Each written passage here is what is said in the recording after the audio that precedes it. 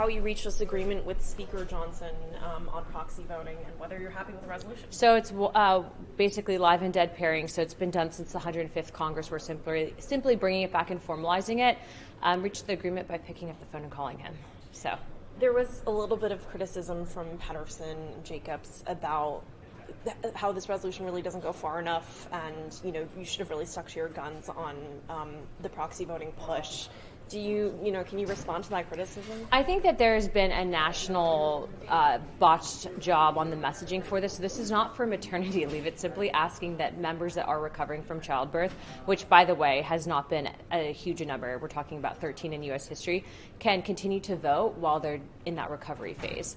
And so that's first and foremost the correction. Secondly, I still think that should be obviously an exception that is made. President Trump even backs that position.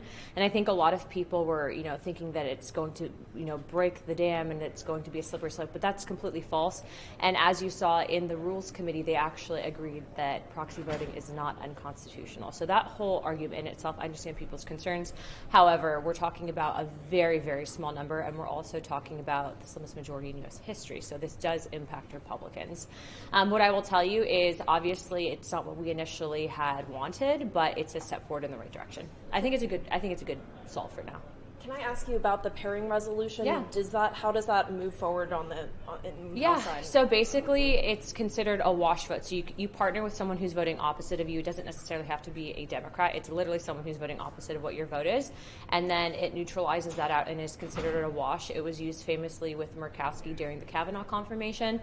It's something that has actually historically been done since the 1800s, and so a lot of people did not know what it was. So we're happy, just like inherent contempt, to bring that discussion to the forefront. Is this something that's going to be voted on, though, to actually? Yeah, it's going to be attached to the rule on the SAVE Act, which, by the way, Johnson did not have to shut down the floor last week, so fake news.